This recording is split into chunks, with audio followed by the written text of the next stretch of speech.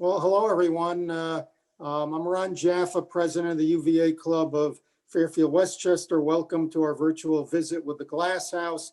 We're honored to have Hilary Lewis, chief curator and creative director at the Glasshouse, with us this evening to talk about the renowned architect Philip Johnson and his architectural masterpiece in New Canaan, Connecticut. It's truly a special place to visit if you get a chance and you're in the area, and I would certainly encourage everyone to do that and support the Glasshouse. They're hurting in this pandemic, as is every art and cultural institution. So by all means, support them as best you can. Before we get going, a few note of thanks. First to Hilary, of course, and also to Greg Sages, executive director, and Cole Akers, curator and special projects manager at the Glasshouse, for making this happen tonight. Also, many thanks to Robin Stafford, our UVA Club regional engagement officer, and to the board of our club for their support and aid in getting this program ready. Finally, thank you to everyone joining us tonight from both our club and all others in the area, and I guess across the country. I know there are people all over that have joined us, and we're thrilled to have you, and we thank you very much for responding to our invite. Short bio for Hilary. She is currently, as I said, chief curator and creative director at the Glasshouse, and has been connected to the Glasshouse since the early 1990s, when she first worked directly with Philip Johnson on a series of book projects, curatorial efforts, and a multi-year effort to record Johnson's memoirs of his life in art, architecture, and culture. Prior to her current role, she served on the Glasshouse's advisory council. She's co-author of 2 books on the architect, Philip Johnson, The Architect in His Own Words, and The Architecture of Philip Johnson.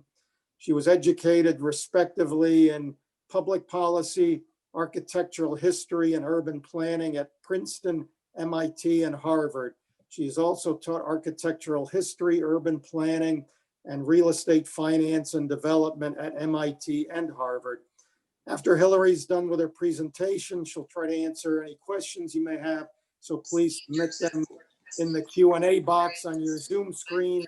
Also, I would ask you to click on your active speaker view on your Zoom control and stop the video to the extent you can, and that will let Hilary have the full screen. So with that, I'll pass things over to Hilary and thank her and you again very much for joining us. Oh, well, Ron, thank you so much. Thanks to you and to Robin and to everybody with the UVA alumni. Let me just start sharing my screen so you guys have something to look at. And again, thank you so much for joining us this evening. I can assure you I would have much preferred to have done this in person at the Glasshouse so that I could show you the property in depth. So I hope this will instead serve as an introduction to perhaps get some of you who have not yet been to our property to visit. And for those of you who have been before, I hope it adds a little bit of extra information that maybe you didn't have before. Again, I am Hilary Lewis, and I'm the chief curator and creative director at the Glasshouse. And all of my team welcomes you. We are now open in the very limited fashion for what's called grounds passes. So for those of you in the Fairfield County area, we look forward to having you come visit. It's not the full tour. You can't go inside the buildings yet. COVID-19 has wreaked havoc on all of us, and it certainly has affected everything, including our tour program. I hope that will change before too long. Tonight, we're just doing a virtual tour, of course, specifically for you folks at the University of Virginia. Did my best to try to play along. I got my orange on. I do have a blue sweater somewhere back there, so I'm definitely thinking along the right lines. And I just want to just let you know that as part of the tour, I can't help myself, as you could hear from Ron's description of my background. I have to give you a little bit of history. I am somewhat used to giving lectures, so forgive me for going into that mode. So we're not going to just look at the buildings of the Glasshouse, but also look a little bit at the history of Philip Johnson, so that you have a better understanding of why the Glass House looks the way that it does. And of course, when I say the Glass House, I'm not just speaking of the building that you see before you, which is the main pavilion at the Glass House, built in 1949 by Philip Johnson in New Canaan, Connecticut. But we also use the term the Glass House for the entire property, which is exactly how Johnson discussed the property. We now have nearly 50 acres. The original property purchase was 5 acres. Over the decades, Johnson hacked the property from 1946 until his own death in 2005, and he continually added to the property. I want to just talk a little bit about the fact that the Glass House over the years has really factored into the imagination of those, especially in art, architecture, and design. And very famous photographers and artists have looked at the Glass House. This is an image by the architectural photographer, extremely well-known, Ezra Stoller, just to give you some sense of the way it's been captured. Here is a very atmospheric night image. Here, looking at the property of the Glass House, this was shot by Julius Schulman. And again, for those of you who are joining us from the architecture school or alumni of the architecture school, you know exactly who I'm talking about. Ezra Stoller was based on the East Coast, Julius Schulman based on the West Coast, and two of the great architectural photographers of the 20th century. And what's interesting in this image is that this property sits on a very rocky promontory. It's what my cursor is pointing to. You can see this pathway that comes down from the house.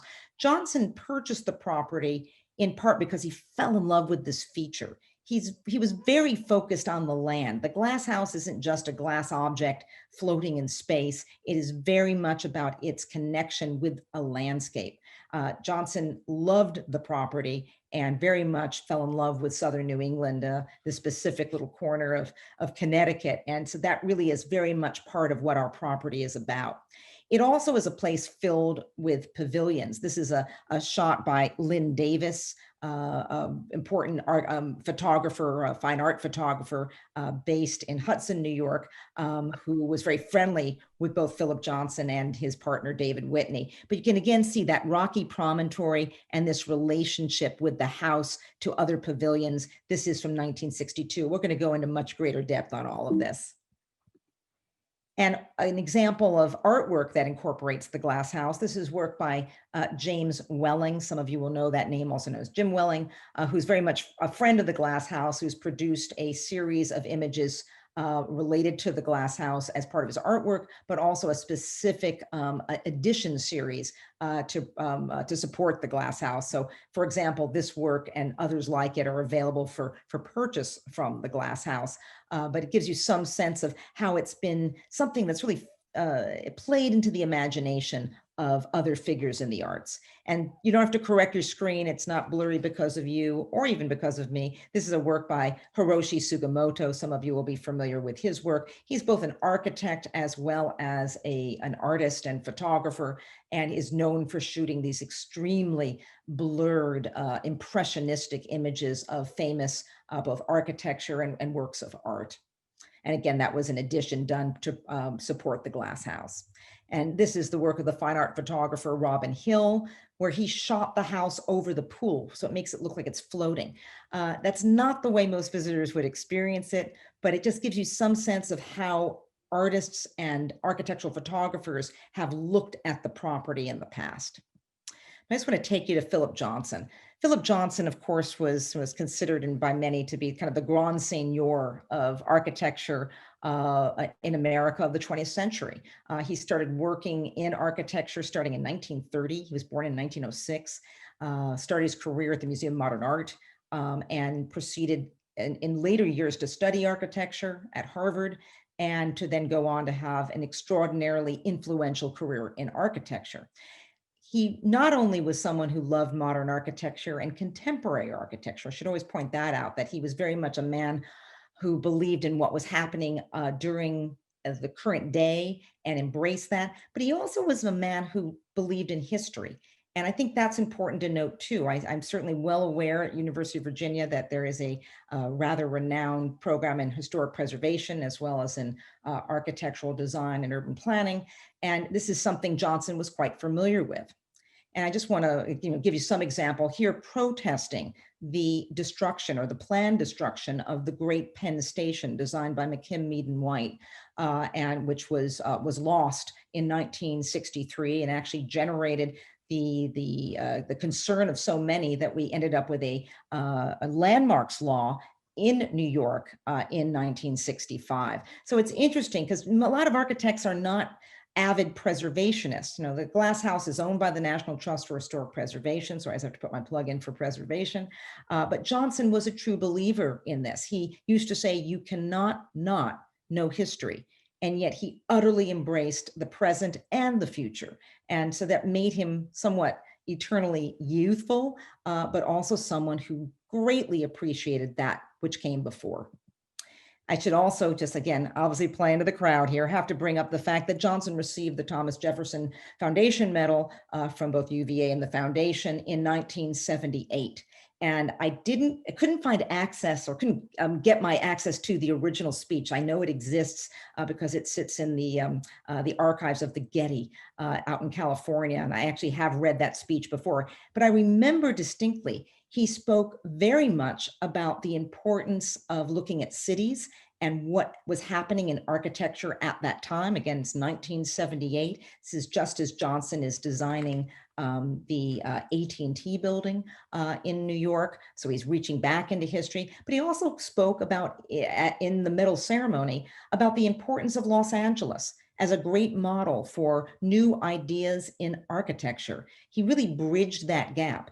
He also, as you can guess, had an appreciation of Mr. Jefferson. And I don't need to explain to you what we're looking at right now, but Johnson understood the academical village of UVA very much as an incredibly kind of a core model, almost like a Platonic base for understanding how campuses could be designed.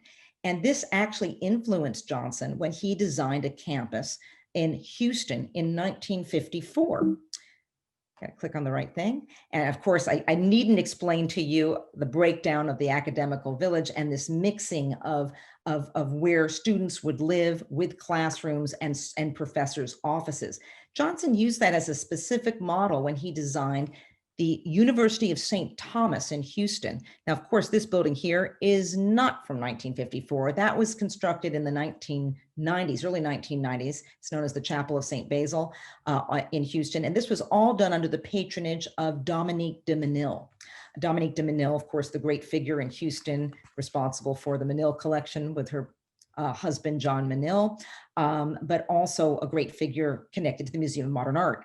That's going to be a real through line of understanding Johnson, that he started at MoMA, he stayed connected with the Museum of Modern Art, and that led to some extraordinary patronage as well as very important connections to the art world.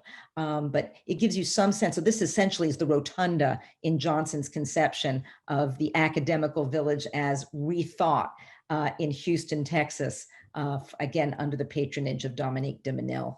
So it certainly doesn't look like UVA when you look at this, but this kind of breakdown of kind of also of voids and filled bays really comes from his study of UVA.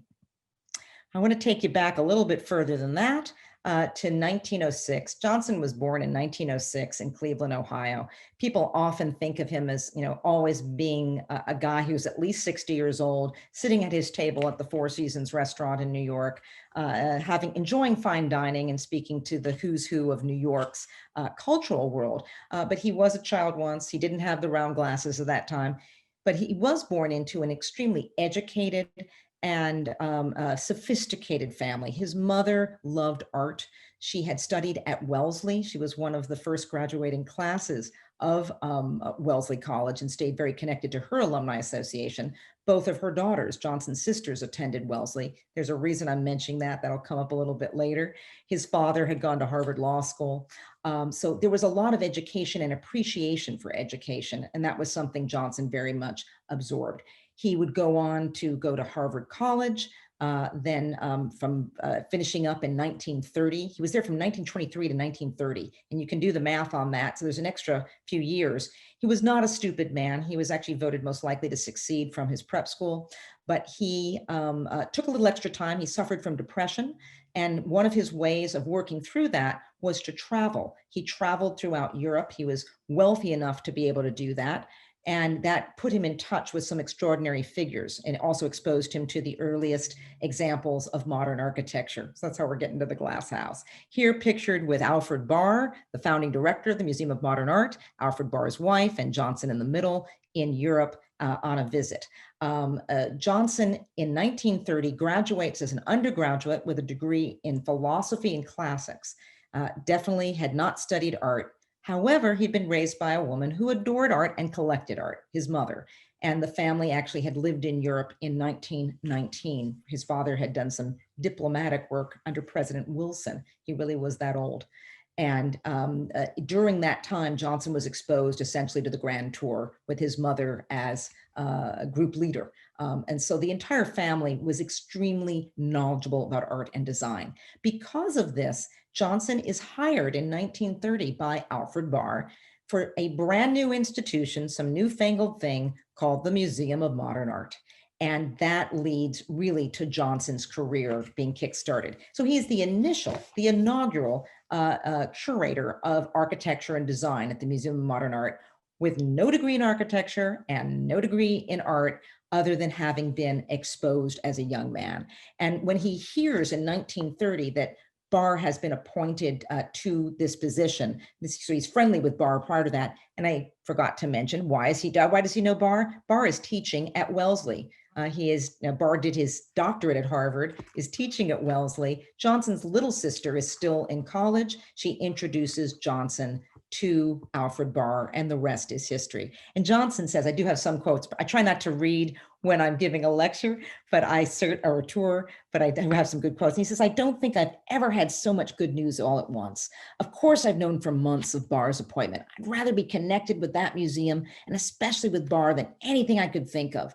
But I'll have to learn something in a hurry, though. He's writing that to his mother when he finds out that Barr has made him the inaugural curator of architecture at the Museum of Modern Art. Through Barr, he meets Henry Russell Hitchcock. Henry Russell Hitchcock becomes his co-curator of what will later be called the International Style, the first major show in the United States to introduce modern architecture to America. Hitchcock, like Johnson and Barr, is educated at Harvard and ends up having a long career at Smith College as an architectural historian. He is firmly trained in architectural and art history. And so with Johnson, they work together to introduce this important show to the United States. And in doing so, and preparing for that, they travel. Johnson had, as I mentioned, spent a number of years in the 1920s prior to graduating from Harvard, running around Europe and looking at architecture. But with Henry Russell Hitchcock, he visits the Bauhaus, the great school of modern architecture and design and art in Germany. Built here, looking at this is the building built in 1925 by Walter Gropius in Dessau. The school was originally started in Weimar. And Johnson is fascinated. Again, this is contemporary stuff. He's not looking at history. This is a brand new school. It's founded by Walter Gropius. It would later be led by Mies van der Rohe. Johnson is particularly taken and smitten with Mies van der Rohe.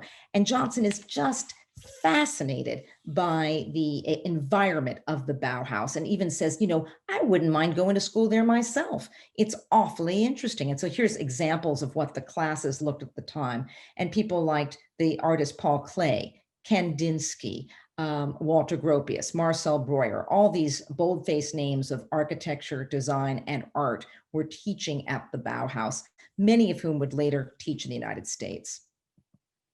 Taking you back to 1932, which is the year that Johnson co-curates with Henry Russell Hitchcock this important show. And this is the original exhibition space of what would later be known as the International Style. That show had a slightly different name, which really was to celebrate the architecture of Europe, modern architecture since 1922, which of course really was just a summary of the past 10 years of architecture. Johnson in particular is fascinated by the work of Mies, but here you can see in this room, he's focused on Le Corbusier, that's the great Villa Savoye in Poissy, France. Johnson, I should also mention, is connected to MoMA for decades to come. This is an example of work that he collected in the early 1930s. This is Paul Klee's work. Johnson is considered to be the first collector of clay. Johnson was a wealthy man. His family was extremely well off, and in particular, Johnson inherited some very valuable stock in what his father thought was a speculative firm, which later was called Alcoa. So Johnson, even during the Depression, was quite well off and could afford to collect. So for example, you've got this work, which is from his earliest days at MoMA, but even Jasper John's flag. Johnson, of course, acquired this in the 1950s and later gave it to the Museum of Modern Art. The Gold Maryland of 1962. These are just premier pieces in the collection of MoMA, all of which came from Johnson. The S&H green stamps used to hang at the Glasshouse in our painting gallery, but was later given to the Museum of Modern Art. So you can imagine that prior to even going to graduate school, that's what the next image of Johnson at graduate school in the 1940s, Johnson was an important figure, donating to the Museum of Modern Art, being part of its seminal leadership, as well as being fascinated by both architecture and art. And that really combines in the work that Johnson does as an architect. He realizes that as much as he loves being involved at the museum, that he really should become an architect. And so in 1940, as he described it, it was like grandpa going back into class. He took the train from New York to Boston and went back to Harvard to study for a degree in architecture. And here in a McKim, Mead and White design building, Robinson Hall, Johnson studied architecture. He didn't leave MoMA completely. Here in 1947, Johnson goes back to MoMA and here is doing an exhibition. By this time, he has a degree in architecture. And in between, he serves for several years from 1943 to 1945 in World War II in the US Army.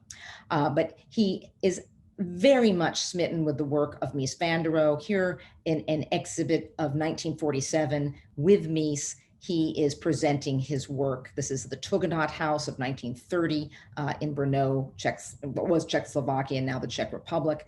And what's very important is that in this exhibition, Mies shows the model for what will later be known as the Farnsworth House, a house in Plano, Illinois, about an hour west of Chicago, which is really the model in some ways for the Glasshouse. And Johnson sees the model, the physical model for this, and Johnson gets to work building his own house, in fact, before the Farnsworth House is even completed. And for many people, they think that that would have made Mies very angry because the Glasshouse is completed in 49. The Farnsworth is not completed till 51. But in truth, Johnson has maintained a relationship with Mies. Here in the garden design at the Museum of Modern Art, Johnson is still working very much in the style of Mies van der Rohe. I mean, this could have just as easily been done by Mies as by Johnson, very fine brickwork. This wonderful garden that so many of you know, one of the great public spaces of New York of 1953. Johnson is co-architect with Mies van der Rohe from 1954 to 1958. And even in 1959, working with, when Mies decides that he wants to get back to Chicago, he's left Germany at that point and is teaching in Illinois, in Chicago at the Illinois Institute of Technology. Johnson gets to design the great Four Seasons restaurant, again, very much in the style of Mies van der Rohe. But it's an interesting fact that Johnson, of course, being so associated with Mies, breaks free. And that's something also that you're going to see as we proceed in the Glasshouse. I just want to read you a quick quote. And Johnson says, I don't know why people think of me as a Miesian. And I just showed you all those images, and there's a very good reason why people think of him as a Miesian, very much working in the style of Mies van der Rohe. He said, yes, I worked with Mies, wrote about Mies, and exhibited Mies's work at the Museum of Modern Art. But there's a big difference between my architecture and Mies's. The home I built in New Canaan, Connecticut in 1949, the Glasshouse, is often compared to Mies's steel and glass Farnsworth House, built the next year in Plano. This is ironic because Mies refused to stay in the Glasshouse. And I'll tell you a little bit more about that as well. I'm not sure I even realized how much of a departure from Mies's work I had made, but I had. My house was based on traditional architecture in a way that Mies's work never was. The Glasshouse has a classical even Georgian quality. This is due to its layout. Each side of its building features a door at its center. My interest in English landscape architecture was also clearly on display. Mies accused me of inconsistency, which was a negative to him, but not to me. And I think that really, that quote is very much at the heart of Johnson, who goes on to work in a myriad of other styles, very much being involved with postmodernism and later on in other directions in architecture, again, all in evidence as you're going to tour the Glasshouse. So again, I just want to point out, here's Johnson actually photographed at the Four Seasons. I recognize the wood grain behind him as being that French walnut in the Four Seasons. And this is very much the way the world knew him, properly dressed as an urbane gentleman in New York. But he also was very much a country gentleman, and he enjoyed his life in New Canaan very much. Again, I mentioned that he purchased the property in 1946. He had served in the military from 43 to 45 and decides that he wants to buy property in New Canaan, in part because Marcel Breuer, the important figure from the Bauhaus, who later taught at Harvard, bought property in New Canaan, Connecticut. It's about an hour outside of New York, as some of you may not be familiar with. Most of you, of course, are from the area. And Johnson purchases the property and then gets to work for 2 years figuring out the design. And here pictured with one of my former colleagues from the National Trust and one of Johnson's dogs. And so finally we get to the property. I promise you I'm going to take you through it. For when you come to it, you realize there's quite a few structures. I mean, most people just think there's just the Glasshouse. When you enter, there's a gate that Johnson designed in 1977. He's maintained vernacular architecture. This is a building from circa 1920. It's referred to as Popestead. It's named for his mother's family. De Monsta, which is a clever name for a work of the 1990s. You'll be seeing that image. You get to, as you come down the path, and it comes down a long grade, there's a circular sculpture by Donald Judd. The Brick House, which is the sister building to the Glasshouse, very much about enclosure as opposed to exposure. The Pool, which is the first new project that Johnson does after the Glasshouse of 1955. There's a pavilion from 1962. The Painting Gallery of 1965, Sculpture Gallery, 1970. Boy, it's nice to have not only a collection, but also the ability to build your own galleries. The Library and Study of 1980, a little pavilion that's really more for play than anything else, the Ghost House of 1980. De Monsta is 1995, started in 1992. And I can't see the rest of this because I've got your images on my screen, but Kaluna, which is a shingle style house that's acquired later on, which is really becomes Johnson's partner's personal domain. It's a shingle style house of the turn of the century, a garden designed by Johnson specifically for David Whitney, and then a historic house that is across the way. So it's quite an extensive property. When you come down the path to the Glasshouse, the first thing that you really do see, apart from that entry area, which we're going to look at a little bit later, is this circular piece, which is 1971 by Donald Judd. Johnson got it by actually trading a work by Frank Stella to Judd in order to acquire this work. So the property does have some art installed, but most of the art is actually installed in the galleries. And again, sadly, we're not open yet to the public in that way to show everyone our art collection. It really is the tiniest little bits of Johnson's collection at this point because he gave so much to MoMA. He gave almost 2,000 works to the Museum of Modern Art, making him the second largest donor to the museum. But we still have a fair number of works, about 150 pieces of art. The property really, as I mentioned earlier, is very much about integration into nature. It's 18th century second growth forest, former farmland. And so, excuse me, I should say 18th century farmland, it's second growth forest. There's a lot of these wonderful stone walls. For those of you who are from Fairfield County, you may have this on your property yourself. For anybody who's outside, you may not be as familiar with this, but Johnson referred to this as the organizing principle of the place, that it was an important grid that he worked off of. But the landscape around the Glasshouse itself is highly manicured. There's much more wild grass in other areas around the Glasshouse property. Of course, one of the best known seating areas imaginable. I mean, for those of you who love modern architecture and design, you probably not only have seen this before, you may own these pieces. Most of us know it as work by Mies van der Rohe that is available through Knoll, but Johnson didn't get this from Knoll because in 1930, going back to those early days, he graduates from Harvard, he's 24 years old, and he hires Mies van der Rohe to do the interior design of his apartment of 1930, which he's renting in New York in the Beekman Place area of Manhattan. And he hires Mies. And so this furniture, while it has been recovered, is all from Mies's studio. It was not, and it was fabricated in Germany and brought to the United States. The little daybed that you see here, which if you go on the Knoll site is referred to as the Barcelona couch. It is not a couch, and it did not, it really was not part of the Barcelona group of furniture that most people think of these chairs. These are known as Barcelona chairs, and this ottoman and this table, because those were all designs by Mies van der Rohe of 1929 for the Great Barcelona Pavilion that was designed by Mies van der Rohe as the German pavilion at the World's Fair in Barcelona.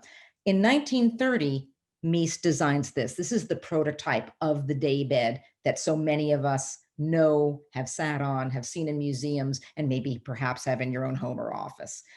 This light is designed by Johnson in coordination with Richard Kelly. Again, people who are architecture buffs will know that Richard Kelly or Dick Kelly is one of the great lighting designers of the 20th century. And you see this wonderful view from the property over the promontory, looking west into the forest. Johnson used to joke, he said, I'm a landscape architect, it's just that nobody knows it. Very much the property is about a series of pavilions that are interconnected throughout the landscape. And again, that's what that quote was that I read to you, that Johnson's talking about, saying how different he is than Mies. He's actually thinking in terms of 18th and 19th century landscape, both British and continental, the idea of having pavilions that almost form a narrative that you can enjoy both visually as well as physically, walking from space to space. And again, you see this feature here, again, this rocky promontory. That's the aspect of the property that Johnson fell in love with. He saw the property first in 1945 and purchases it in spring of 46. And it's all about this. He wants to put a house somehow coordinated with that feature. On the other side of the house, there's the brick house. And I think for many people, they always kind of wonder, like, well, you got the glass house, like, what's the point of this enclosed brick house?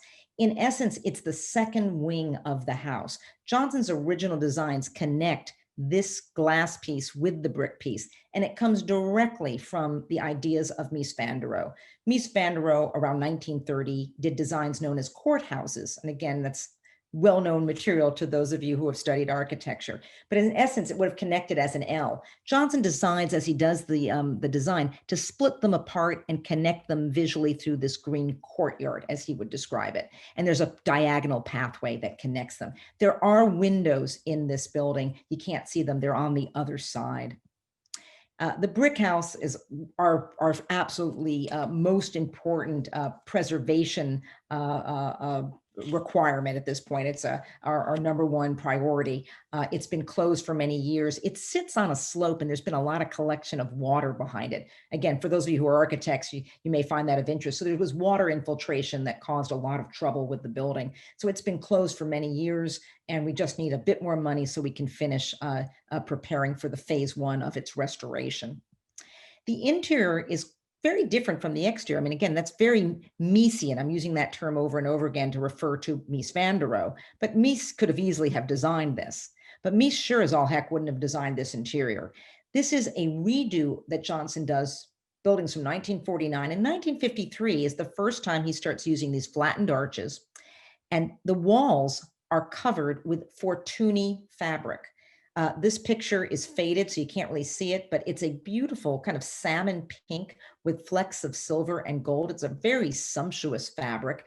Some of you who visited the Four Seasons restaurant over the years, if you're a woman and you were in the ladies' room, you may have seen when they redid that powder room a number of years ago, they actually used the same fabric.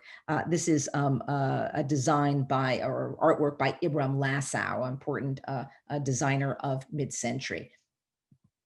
But it's actually important just to note that Johnson's kind of just starting to move away from the strictures of Mies van der Rohe. Now here again, one of the kind of classic images of the glass house, you see all this greenery. You know, a lot of people see black and white photos of the glass house and they think, God, it's so stark, it's so Spartan. It's really not. It's really a space for greenery. Johnson absolutely loved greenery. He loved landscape. As a child, he used to visit his grandfather's farm in New London, Ohio, and it was a gentleman's farm. His father later acquired it. So Johnson really had a real appreciation for escaping the city and visiting landscape. This painting, some of you may recognize, is a landscape work attributed to Nicolas Poussin, the French painter of the 17th century. So it's dated 1648. Many of you may question, what the heck is that doing in a place that gets a lot of direct sunlight?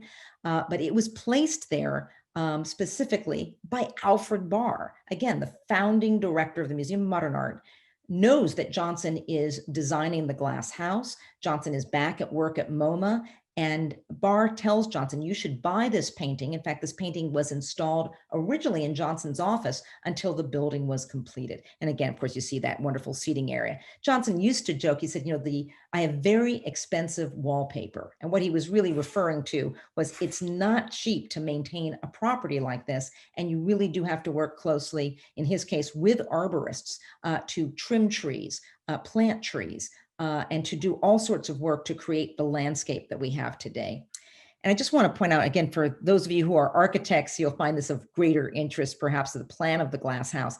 You see the axis goes directly through the center. It's uninterrupted by, this circular brick form that contains the bathroom and the fireplace, the seating area that Johnson referred to as the living room, the dining room, the kitchen. This is a podium for a sculpture. That's the Poussin painting. These are just cases, closets where he could maintain some of his clothing, etc. The bed, interesting, again, off center, so that line goes directly through. That's what he was referring to when he said there's a classical, almost Georgian quality. He doesn't mean it looks like Monticello. He means that it has a layout that has a devotion to symmetry that Mies would not have approved of. This is a desk and chair, also from that original 1930 collection of furniture designed by Mies van der Rohe, including this little stool, also by Mies van der Rohe. So again, that little podium sits a piece of sculpture by Eli Nodelman. Some of you will recognize this if you live in the New York area, if you've been to the New York State Theater, now the David Koch Theater at Lincoln Center. Johnson designed that theater and also commissioned the art to be in it. There is a larger version of this work in marble. In fact, there's two pieces. There's a partner piece to this, and Johnson used both of those at Lincoln Center at the New York State Theater. Johnson loved being inside the house in different seasons. This area, this property, which he kept purchasing more property over the years. So this entire forested area, for the most part, was owned by Johnson. It extends all the way to the Stanford border. Johnson, over the years, would, again, trim trees, plant trees, and remove trees. Because he used to say, if you look just directly into the forest here, it's during wintertime, but in summer, it could just be a block of trees. You wouldn't see that much. So he actually removed trees so that the visual impact would be more interesting, that you could see the forest floor when you were looking out. So he was not kidding when he said he had expensive wallpaper for the house. Again, that view of this wonderful, very simple leather-topped desk designed by Mies van der Rohe. I remember saying to Johnson, with whom I worked for many, many years, my God, what an extravagance to hire Mies van der Rohe to be your designer of your interior for your rented apartment in 1930. He said, indeed. He said, but I definitely got my use out of the furniture. And it's true. He used this furniture for 75 years until his death in 2005. And I should just go back for 1 second. That's the pool. It's perfectly circular and has just a very simple rectangular ledge. It really reads almost as a piece of sculpture. And again, his bedroom, which is quite interesting. It looks so Spartan here because you don't see any pillows. It was something that we agreed to in terms of the bequest from Philip Johnson, that both he and his partner David felt that such personal items shouldn't be maintained. I will tell you, when Johnson was alive, he did use pillows, and there even in the winter was a mink throw at the base of the bed. He was not quite as Spartan as you see in this image here. But again, that little stool, etc. And what's fascinating, of course, there are no curtains. There were some panels of fabric that Johnson liked to utilize on the other side of the house. This is the northern side. So Johnson, who felt very comfortable with the idea of what he called a permanent camping trip, could sleep here and wake with the sun. Again, it was northern exposure. It wasn't going to come, the sun wouldn't come right in his eyes, but he did maintain panels on the southern and eastern side of the property so that he could keep the sun out of his eyes when he sat at his dining room table. Again, just an image of Johnson. I think this is a shot by Annie Leibovitz, of looking out into that extraordinary landscape. And it's a little blurry, but again, you can see all that spacing among the trees. So that's what I was describing. He, and along with David, who came into his life in 1960, who also was a very passionate gardener and someone who understood landscape, they really created this vista. So it is not something truly just natural. And here's David Whitney, who came into Johnson's life in 1960. Johnson gave a talk at Brown. David, as an undergraduate at Rhode Island School of Design, heard that lecture. Within a matter of months, David was living at the Glasshouse. So clearly something worked out very, very well. David is, of course, here in a rather posed photo by David McCabe, a great photographer, fashion photographer, posed on a Brillo box by Andy Warhol. David himself was very much a very respected art advisor, a gallerist, who as a young man worked for Jasper Johns. The next pavilion that Johnson builds after David comes into his life is this small pavilion known as the Pavilion in the Pond, or the Lake Pavilion, of 1962. It's exactly the same time that he's working on Lincoln Center, as well as a number of other projects that use this very simple kind of modernized traditional arch. But you may remember, again, there was that flattened arch that you saw inside the brick house. That's from 1953. So Johnson's been thinking about this for a while. In fact, he wrote an essay where he talks about follies and also the use of the arch, which is published in a journal at Yale in the 1960s, that tells you that this is on his mind. He's really starting to break away from the traditional modern idiom and certainly the manner of Mies van der Rohe. And I just want to read you a little something about this. This is only 6 foot high. I myself am 5'1", so I can actually stand up in there. Most of you probably would not feel comfortable doing so, but it's a playful piece of scale. And when you're up at the Glass House, it looks like this building is further away because it is so small. And Johnson, writing of it, said, every little boy should have a tree house, every little girl a doll house. Every grown-up child should have his version of a playhouse. And this pavilion in a pond is mine. My pavilion is full scale, false scale. That was actually the title of the essay that he wrote for Yale. He says, big enough to sit in, to have tea in, but really right, only for 4 foot high people. Change of scale like this is a harmless and pleasant joke on serious architecture. And yet it is serious architecture. If architecture is to be defined as the art of making pleasant enclosures for people to be inside of, it's pleasant to be in false scale, to feel big or feel small. How small you feel in St. Peter's, false scaled nave in Rome, meaning the gigantic scale of St. Peter's. How big in a doll's house. In my pavilion, you feel big and important. And you get some idea of what he's talking about, that he's hearkening back to the idea of pavilions, again, as I had mentioned a bit earlier, of English and European landscape. Here, the Palladian bridge at Stowe, the idea of a great again, princely or royal garden that's punctuated by these playful pavilions that you can go inside, but they're not designed to be full pieces of architecture. In Johnson's case, his little pavilion, would host guests such as Andy Warhol. Johnson was very much part of the art world, and such guests were pretty much commonplace for someone like Philip Johnson. This is a picture from 1981. Taking you to our next building of 1965 is the painting gallery. This is, some of you, again, if you're New Yorkers, you may recognize this stone. Johnson at the same time uses this same, what's called Longmeadow red stone on several buildings at NYU. Johnson designs the library at NYU and a few other buildings, and actually does a master plan for Washington Square. Again, much of which is using this same stone. When you go inside, it is a space that allows you to combine storage with display. Here you're seeing work by Frank Stella. This is some very large works. You can see on the other side, there's a work by Andy Warhol, more work by Stella, more work by Stella. These are mechanical systems, so not electronic, but you physically can pull them around, almost like you're shopping for a rug at a department store. When I first met Johnson in 1992, he was still at 86 years old, able to pull those panels around. Over the years, there's been some things going on with the building so that it's a little harder to pull those panels, so we have to do them very carefully. But the idea was that you could maintain, and here there's about 40 panels, you could have your whole collection there, but change the exhibition yourself. So it's a perfect thing for someone who has their own collection, but wants to adjust them and only see targeted things at a given time.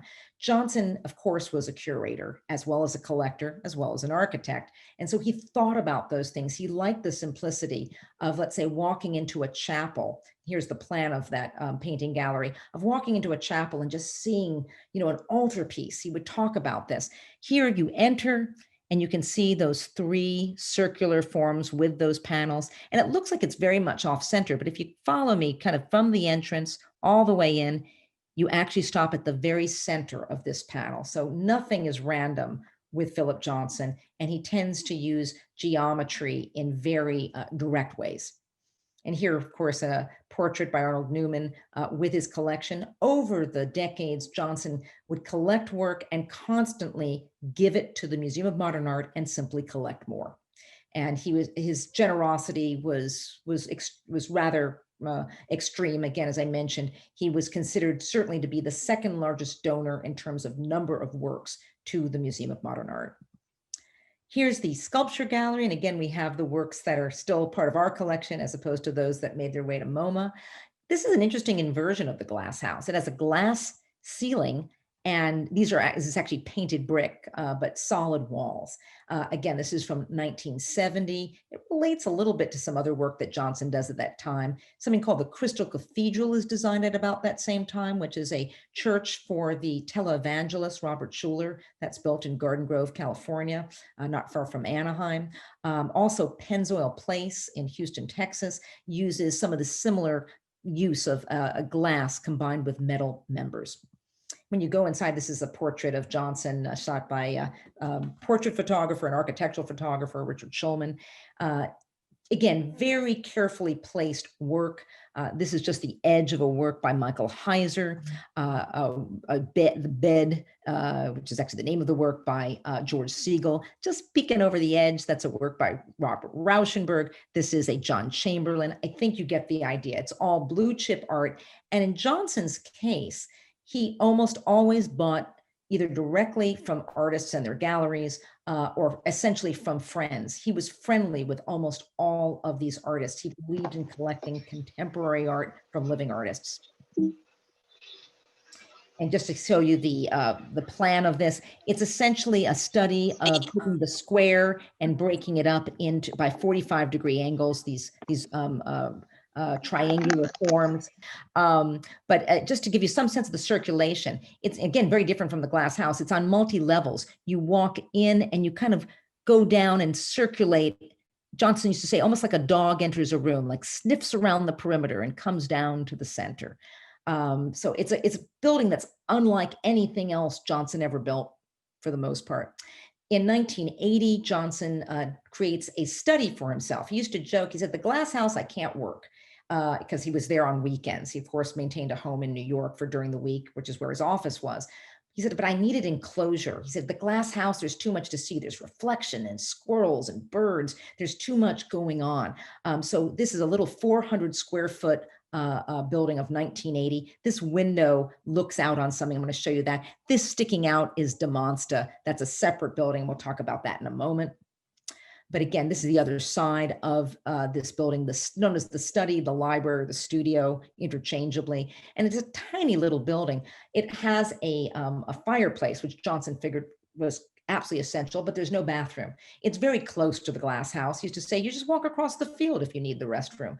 It's just for me to have a monk's cell. It contained his library of architectural books solely. His personal library of non-architectural books was in a room in the brick house. And this little building is known as the Ghost House. And that window that you saw just a moment ago here looks directly out here. This structure was built after this, but it sits on the foundation of an old farm building. And as I mentioned earlier, Johnson liked to maintain vernacular structures and evidence of the old farm buildings on the site. So this building, the 1980 study, was built so it had a view of the foundation of this old farm building. And in later years, in 1984, he designs this, what he called the Ghost House. It's a reference to the work of both Robert Venturi and Denise Scott Brown, the idea of a kind of the basic structure of the idea of a house. It has this slot in between so a person can go inside. It was designed to be small enough that a deer could not poke inside and wildflowers would grow up beneath it. So that's sort of an interesting play. The chain link that's used is a reference to the work of Frank Gehry. Johnson was extremely close friends with the architect Frank Gehry, used to frequently visit him in California, and was a great promoter of his work. So here Johnson is again referencing the work of other architects, which is not the most typical thing among architects today. In 1985, he builds the tower known as the Kirsten Tower. This is named for Lincoln Kirsten. Some of you will know that name. Lincoln Kirsten was not a classmate, but a college mate of Johnson's at Harvard. He was an important figure who loved modern art and especially loved dance. He is an essential co-founder of the New York City Ballet and brings George Balanchine to New York to run the New York City Ballet. This tower is a reference to dance because Kirsten was so known for his relationship with dance. He also, by the way, worked at the Museum of Modern Art. So he was a multifaceted person, and Johnson, again, had been friends with him since the 1920s. So it's a staircase essentially to nowhere that circulates up. Very, very high risers, if you see that here. So if you're my size, it's super hard to walk up. If you're 6'2", you go right up. And it has an inscription at the top, which Johnson would never reveal to people. So he had to test you to see if you made it up to the top. The National Trust doesn't allow us to climb this any longer. Therefore, it is something that we do reveal. It's a quote from the Bible with an architectural reference. In fact, it actually appears in both the Old Testament and the New. And essentially, just paraphrasing, is that the stone that the mason has discarded has become the keystone. And you can interpret that as you wish, but the idea that things that might be ignored could become central in later years.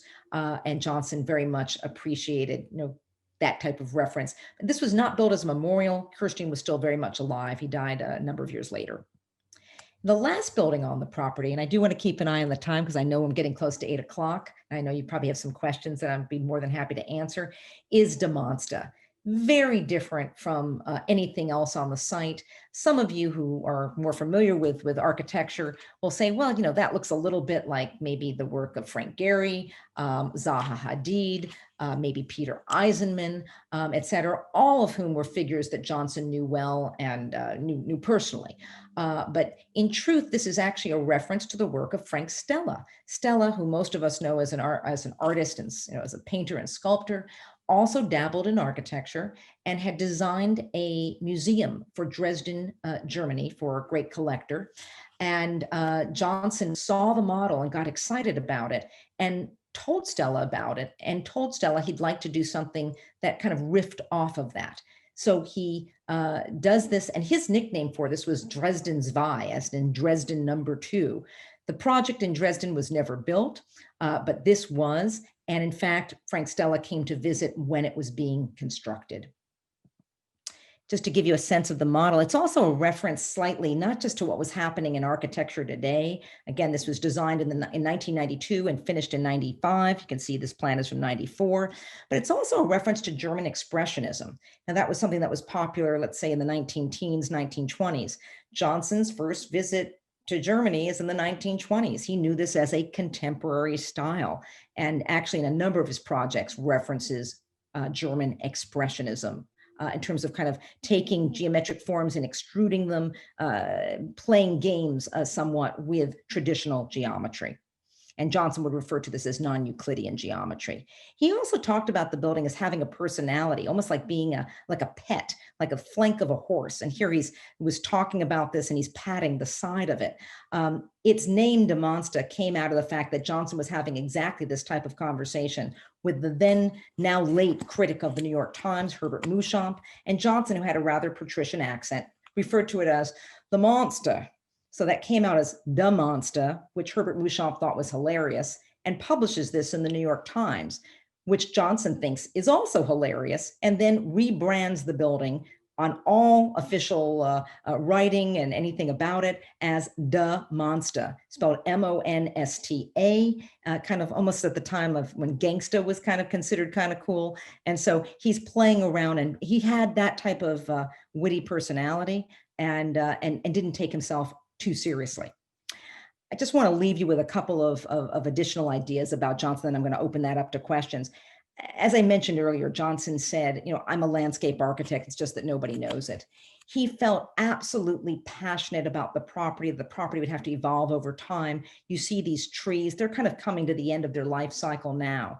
The way that they're planted, and when you're just behind this, you'd be in the glass house, they frame your view almost the way a work by Claude Lorraine would frame your view in terms of 17th century painting. And again, Johnson really did feel strongly that you cannot not know history. Should also mention that the way the architecture is integrated with landscape, in essence, very much comes from Frank Lloyd Wright, even though Johnson's buildings don't look like the work of Wright. Johnson, of course, knew Wright. You can see this picture together. I believe they're at MoMA here. Johnson put together an exhibition of Wright's work in 1949, same year that he builds the Glass House. And in the early 1950s, Wright builds a house in New Canaan. Again, folks who are with us from Fairfield County may know this for sure, called Tirana, which is located just down the street from the Glass House on Frogtown Road. And so Wright, when he was building that home, he would visit Johnson with some frequency. As Johnson said, where else was he going to go for a martini? And it's important just again to note how important the landscape is. And that's probably the reason Johnson would talk about the Glass House interchangeably as the property as well as the pavilion itself.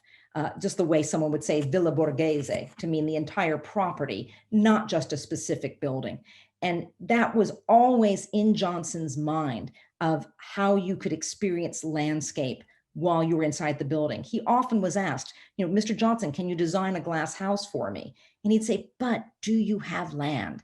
And he didn't mean, do you have a piece of property? He meant, did you have property that was worthy of glass walls from which you would gaze out into the property? And just to leave you with a few more images, again, this is a winter vision, again, shot by Robin Hill over the pool. This was something that Johnson so enjoyed in different seasons. He found it magical to be there in snow. He loved it in full summer. He was perfectly comfortable. As you may notice, it has no air conditioning. He was comfortable being there in the summer with the doors open, and flies would fly in, and it didn't bother him at all. Again, he said it was a permanent camping trip. Here in a wonderful image that was shot at dawn of the Glass House, I should just want to point out the lighting. The lighting was done by the same Richard Kelly, Dick Kelly, who designed that little lighting fixture that you saw inside the Glass House. Dick Kelly also did the lighting for Lincoln Center and a number of other extremely important projects. Was certainly one of the main features of mid-century lighting design in the United States. And I just want to leave you, though, with another comment from Johnson. Johnson was, again, very much a man of his time. He used to lecture students and say, you must be of your time. You can't be just stuck in the past. And yet he still was a man who gave his property to the National Trust for Historic Preservation and who absolutely embraced the knowledge of history. And so just to leave you with this, Johnson said, and he wrote this in the early 1990s, so the timing will make more sense to you. It's important to celebrate great artists like Mies, again, Mies van der Rohe, but it's even more important to develop new ideas in architecture. Modernism has maintained a hold on the design world that's lasted longer than so many other artistic movements. How long did the Renaissance last? Not 70 years. And again, he's writing this in about 1994. Modernism is a historic style. Now, I know that will probably rub many architects the wrong way, but this is Johnson speaking. He says, modernism is a historic style. By the time Mies completed the Seagram building, his ideas were over 30 years old. So with that, I think it's probably good for me to open this up to questions. And I apologize to folks. I ran a little bit over. I hope that's okay. And I see saw there were a few questions. I know Michael Young, one of our board members, asked a couple of questions. There were a bunch of most complimentary comments, and I thank you. It was a fascinating talk Sure. tonight. But if you see those questions, I see all kinds of questions. Oh, first, which buildings did Mr. Johnson design? Johnson designed everything I showed you except for the vernacular architecture that I discussed. So every building that you just saw on the Glasshouse site was designed by Johnson. So I didn't show you Popestead. That's a house from the 1920s that basically was the caretaker's cottage. We now just use it to kind of house equipment. There's a shingle style house that David liked to use so he can install art in his own fashion that was not designed by Johnson. And the foundation of Ghost House was an existing structure, but everything else is designed by Johnson. He used this as his area of experimentation. It was, he was wealthy enough to be able to do something that many architects, I imagine, would enjoy doing, but don't always have the opportunity to do. It gives you some sense of his own taste of what he liked to work on. Then I also see a question about Lincoln Kirstein, which I think I addressed somewhat, but maybe just to go a little bit further. In the 1920s, Lincoln Kirstein, who is a brilliant young man, also from a well-to-do family, his father was the head of Filene's department store in Boston, and a brilliant young man at Harvard. He formed something called the Society for Contemporary Art, which was really one of the earliest organizations to show modern art in America. And he used to present modern art. I believe they were the first institution to show Brancusi in the United States, but he would show art essentially at Harvard. And Johnson was very useful because Philip Johnson was enthusiastic and he also helped pay for it. They also had a publication that Kirstein founded, the Hound and Horn. Johnson wrote for that and helped finance it. So they were certainly friendly. And I think Johnson learned a great deal from Kirstein, and we remained for the most part friends throughout their lives. They did have a falling out later in their lives. Kirstein himself became less interested in modern art and kind of moved away from that. But nonetheless, Johnson formed that relationship in the 1920s. Let's see what else. I know there's a question about, will this be recorded? I know that was recorded. I'm not sure how Robin will make that available to you, but I'm sure that's possible. And did he do any buildings with Robert Moses? That's a great question. I've got to just be careful how I respond to that. Of course, Robert Moses was the extraordinary power broker, as the name of the book is known, of the great biography of Robert Moses, who ran the Port Authority in New York, and therefore one of the most powerful institutions, and created everything from highways to buildings. Johnson was friendly with Nelson Rockefeller. The Rockefellers were the guys that founded, Mrs. Rockefeller founded, one of the founders of the Museum of Modern Art. And so Johnson knew Nelson Rockefeller quite well long before he became governor, and they were good friends. Nelson Rockefeller appointed Johnson to build the New York State Pavilion of 1964-65 at the World's Fair in New York. That building still exists somewhat in a state of ruin. Those of you who come to watch the tennis in New York have probably seen that, or maybe even just driving by on the highway and you've passed, when you're on your way to LaGuardia, you may see the New York State Pavilion. I believe Moses would have been involved with that, but there was not a strong relationship that I can think of beyond that with Robert Moses. And I'm looking to see other questions. I see lots of regards, which I appreciate. Thank you so much. I see some names that I recognize, which I'm delighted to see. And let's see, Lincoln Center is an important cultural mecca. Nice to know. And there's also the mention that Men in Black features actually the New York State Pavilion, which really does look kind of like a space age building. And again, that's from 1964 to 65. I don't have a picture here. It was on the cover of my second book, which is The Architecture of Philip Johnson.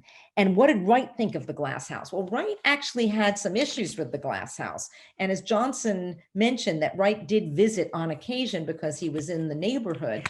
And Johnson, again, was the curator of the 1949 retrospective of Wright at the Museum of Modern Art.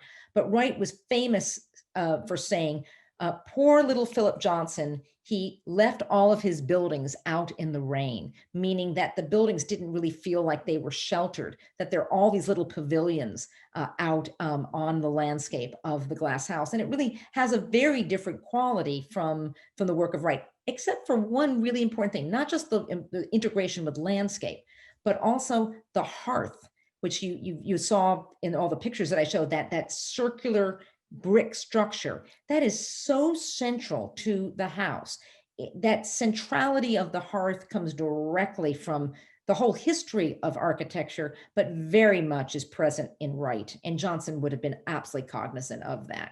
So it's sort of interesting when you think of the ages. Wright is born in 1867, Mies 1886, and Johnson 1906. They are essentially all generations apart. Wright, then Mies, then Johnson, and Johnson's connected to them all. I think I may have covered all the questions, but is there any? Oh, where do you go to prep school? He went to the Hackley School in Tarrytown. And he was from Cleveland, Ohio. So he very much went away to school. And then straight from Hackley went to Harvard. Let's see, I want to make sure I didn't miss anything else. Let's see. I think I may have covered it all, but if there's anything else, feel free to delve in. And Ron and Robin, is there anything else that you'd like me to respond to? Because I think we covered everything. No, I appreciate your hard work on this. It was a fascinating program, as all the comments show. And it was not only about Johnson, but the Glass House and all the other buildings. I forgot to mention when we chatted a couple of minutes before the program, several years ago, I got a glass snow globe, which makes me smile. It's on my desk. So certainly if people need holiday gifts, there's an online component of the Glass House and a little shop in downtown New Canaan, and they've got great gifts and modernist kind of art pieces. So I'd highly recommend that. And by all means, get to the Glass House once the tours start. It's a fascinating place, and hopefully at some point in the near future, people will be able to get inside the buildings again, because quite a treat to get in there. And, absolutely. We're waiting for a bit more direction from the local authorities and of course from Governor Lamont. But thank you for mentioning the design store. Design store is actually open for those of you who are in the New Canaan area. The design store is open. I don't know the exact hours, so forgive me, but if you go online, that's listed, and you can shop online if you don't want to have to come in. That snow globe, by the way, Ron, is, I believe, our most popular item. And so it's particularly appropriate, I think, for Christmas time. And it's interesting because it's a snow globe. It reminds me of a quote from Johnson. He used to say that he particularly loved being in the house during snow, and that especially if there was wind and the snow was coming down at an angle, he said it made you feel almost like the house was levitating, but not straight up, almost on a side. And he referred to that as a celestial elevator. So that if you'll think of that when you look at one of our snow globes, then I perhaps have accomplished my task for the evening. And indeed, we are open, but again, just for touring the grounds. Of course, you can see inside the glass house, but you can't see inside the other buildings. So it's of limited access. We're offering it at a reduced price, and that's through November 15th. We will hope to be able to do more next spring, waiting to see what happens with COVID-19.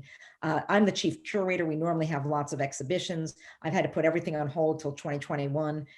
We'll keep our fingers crossed that we can move forward sooner rather than later, but we're ready as soon as conditions are correct. All right. Well, thank you again, Hilary, and thanks to everyone for joining us tonight.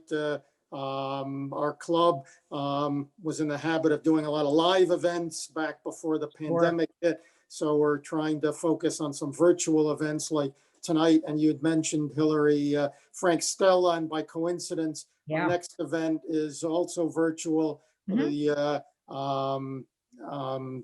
Aldrich Museum in Ridgefield on November 12th is doing a virtual presentation on Frank Stella. And there's an invite going out to our club tomorrow, actually, because they were kind enough to include us in. So if you get that invite and you want to join us on the 12th, that's our next event. So keep your eye out for future emails from our club, and we hope to see you either virtually or in person at some point in the future. But again, thanks to everybody for joining us tonight. Wonderful. I just should also mention that we were going to have, kind of in sympathy with the wonderful show at the Aldrich, we were planning to have on display a number of our Stellas. Again, we're looking forward to having lots of visitors. We can't do that this way, but we're looking at other ways that we can partner with the Aldrich and celebrate the brilliant work of Frank Stella. Great. Okay. Thank you. Good night, everybody. Thank you for joining us. Thanks, Thank you, Hilary. Ron. Thank you, Robin. It's a pleasure working with you.